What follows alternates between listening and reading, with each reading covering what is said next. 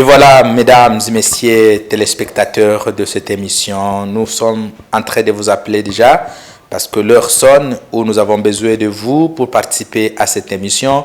Vous tous qui nous suivez devant vos postes récepteurs ou sur vos téléphones, nous vous accueillons directement et nous vous disons que nous sommes au service de la néonatologie de l'hôpital provincial général de référence de Bukavu. Voilà, l'hôpital provincial vous parle. Bonjour, docteur. Bonjour, monsieur Patrick. Docteur, comment allez-vous? Nous allons très bien. Aujourd'hui, nous serons en train de parler d'un sujet tellement important et qui hante presque tous les parents, tous ceux qui ont des enfants, toutes les mamans qui ont des enfants et qui, par moment, viennent ici à l'hôpital vous exposer de telles situations. On va parler de l'ictère chez l'enfant. Autrement, dans la cité, on l'appelle toujours la jaunisse. Une jaunisse, c'est la coloration de la peau, la coloration de l'œil, due à une situation qu'on appelle la bilirubine, que vous allez bientôt là-bas nous expliquer. Docteur, qu'est-ce que nous pouvons entendre par l'ictère chez l'enfant? Merci beaucoup, monsieur Patrick, le présentateur de notre émission. C'est pour nous un réel plaisir d'échanger avec les parents pour un sujet qui est d'actualité, l'ictère néonatal. Communément, l'ictère en période néonatale est une coloration jaune de la peau et des muqueuses, laquelle coloration est secondaire à une production annexée de la bilirubine, et la bilirubine en soi qui vient de la dégradation de l'hémoglobine. C'est une pathologie qui est fréquente en période néonatale. Environ 60% des nouveau-nés à terme vont présenter une coloration jaune de la peau, mais qui est par moment physiologique. Et chez les prématurés, ce taux est très élevé jusqu'à 90%. Mais il faut dire que de ces 60 et 90%, seulement 2% de ces nouveau-nés vont présenter un ictère grave, lesquels nécessitent une prise en charge. Il y a des conséquences néfastes pour le nouveau-né qui ne sont pas bien prises en charge. Les signes sont patents, même lesquels la mère peut observer déjà en période néonatale. Généralement, les signes qu'on a en cas d'ictère, c'est une coloration jaune de la peau et des muqueuses. Mais la gravité n'est pas la même. Il y a des nouveau-nés où les signes se limitent au niveau de la face et il y a d'autres où les signes, cette coloration va s'étendre jusqu'au niveau de tout le corps. Et une fois la coloration s'étend sur tout le corps, ça c'est un ictère qui est grave, qui doit être pris en charge afin de prévenir les conséquences qui peuvent arriver si ce dernier n'est pas pris en charge. On a besoin de savoir, est-ce que l'ictère, il y a une gravité de l'ictère sur la santé des nouveau-nés? Il faut dire que l'organe cible de l'hyperbilirubinémie, l'ictère en soi peut être physiologique, mais une fois les valeurs seuils de la physiologie sont dépassées, c'est là que l'ictère devient plus grave. Et là, le premier organe cible de l'ictère, de l'hyperbilirubinémie, c'est le cerveau. C'est-à-dire, l'ictère va apparaître, qui est secondaire à une hyperbilirubinémie, et si ce n'est pas pris en charge, l'organe cible, comme on l'a dit, c'est le cerveau.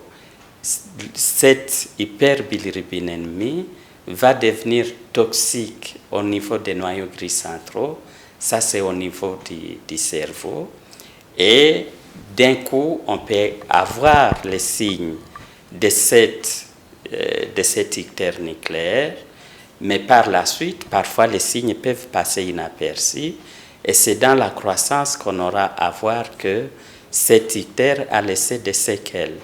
Et généralement, ce qu'on observe, c'est un retard de croissance globale chez les nouveau-nés. Il y a des acquisitions que les nouveau-nés doivent acquérir dans la croissance, Par exemple, autour de 4 mois, il y a le cou, il doit tenir son cou, il doit à un moment donné s'asseoir, il doit commencer à marcher à 4 pattes.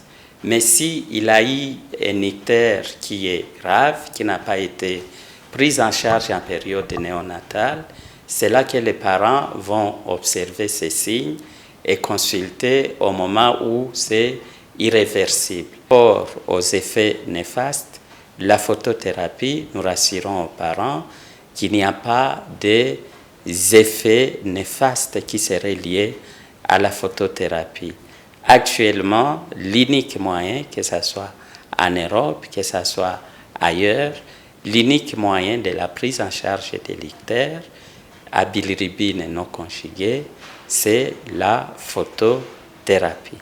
La photothérapie, je pense la crainte parce qu'on parle des rayons X, quand on parle de la radio, quand on parle des scanners, les gens font toujours allusion à ces rayons X ou rayons laser que ça peut dégénérer.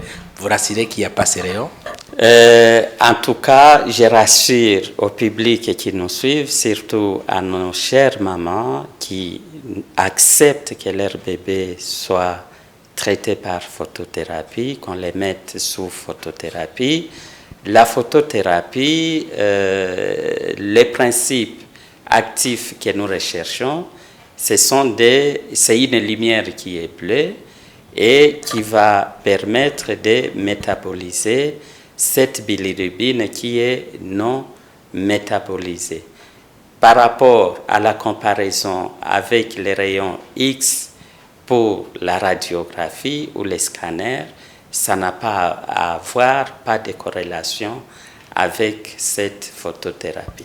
Je pense, estimés téléspectateurs, vous êtes en train de voir comment ça se passe la photothérapie à l'hôpital provincial général de référence de Bukavu. Il y a une image là au-dessus qui vous circule et qui vous montre la manière dont les spécialistes en néonatologie, en pédiatrie, traitent via cette nouvelle technologie, cette nouvelle invention qui est une utilité pour prendre en charge parfaitement les icteurs et les nouveaux-nés.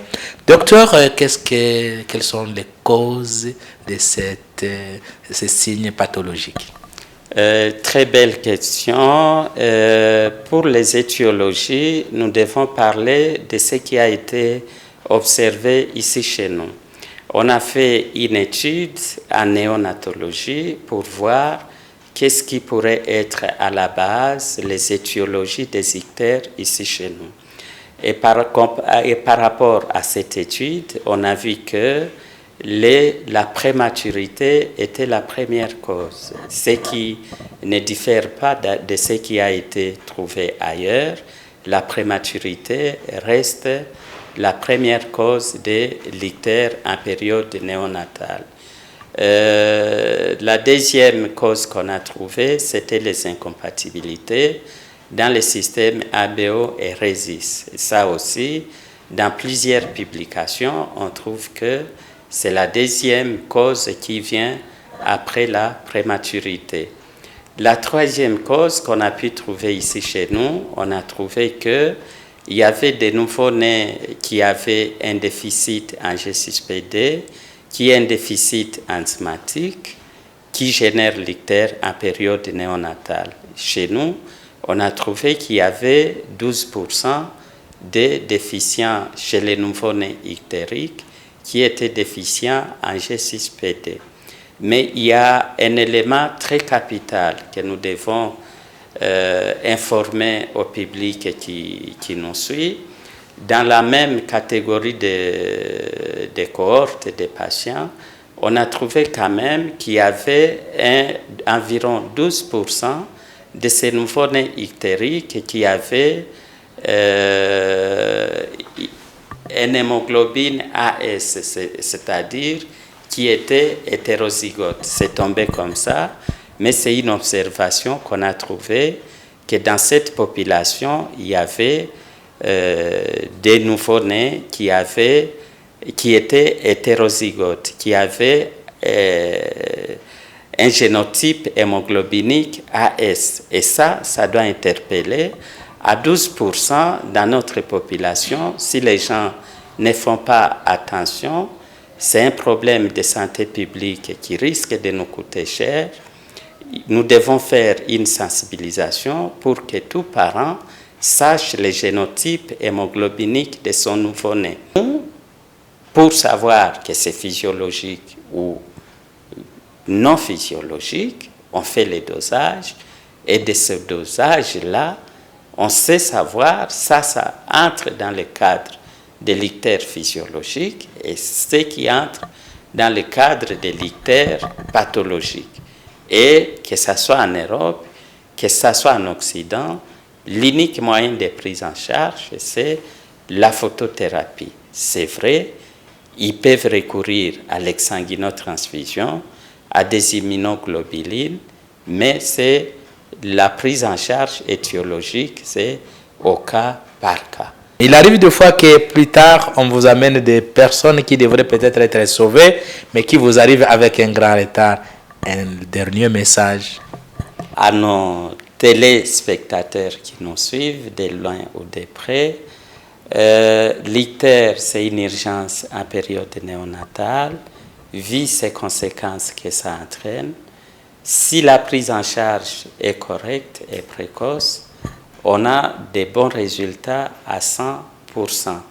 Nous demandons le diagnostic d'un ictère, même une sage-femme, même une infirmière peut savoir le diagnostiquer, même la mère sait diagnostiquer un ictère, puisqu'il va voir que la coloration normale du nouveau-né a changé, la coloration normale qui est une coloration rose de la peau, et donc quand ça devient jaune, ça doit inquiéter les parents, il doit aller consulter. Ce n'est pas dans tous les centres où l'on fait la photothérapie, et si les prestataires de soins trouvent qu'il y a cette jaunisse qui apparaît, cet ictère, il faut faire un transfert vers les centres les plus appropriés où la prise en charge est correcte. Aujourd'hui, en pédiatrie, on en a plus de combien de spécialistes? Actuellement, en pédiatrie, on a 9 spécialistes, 9 pédiatres, et il y a des jeunes, environ 4 assistants qui sont en formation, et bientôt, nous allons avoir un autre spécialiste, et donc au total, notre équipe sera à 10 spécialistes.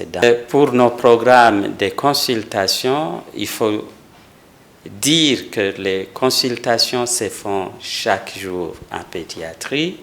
Il y a un spécialiste qui est affecté, 2 spécialistes par jour qui sont affectés aux consultations ambulatoires. Et les consultations commencent dès 7h30 jusqu'à 17h. C'est-à-dire, pendant ces heures, on peut arriver à l'hôpital provincial et trouver un pédiatre, ce qui est rare dans les autres institutions. Et pour nous, nous faisons une consultation chaque mercredi, mais il y a d'autres pédiatres qui consultent. Nous faisons les consultations systématiques, ce qui est l'apanage, ce qui est une actualité à l'hôpital provincial, où nous voyons nos nouveau-nés avant la sortie, où un pédiatre doit déclarer que l'enfant il sort en bon état, et nous le revoyons 2 semaines après, les mercredis, chaque mercredi, pour voir si ce nouveau-né continue à être en bonne santé. Et donc, nous demandons aux autres chères mamans qui accouchent ailleurs que cette consultation systématique pour les nouveau-nés par un pédiatre approprié se fait chaque mercredi, même si elle a accouché ailleurs, elle a le droit d'amener son nouveau-né pour qu'il soit checké au cours de cette consultation systématique. Puis d'abord, je m'en vais encore dire merci à notre spécialiste pédiatre Benjamin Talegueza. Merci beaucoup, messieurs les présentateurs de cette émission. Merci à l'hôpital provincial qui nous a donné cette occasion d'échanger avec nos téléspectateurs sur ces sujets d'ictère néonatal.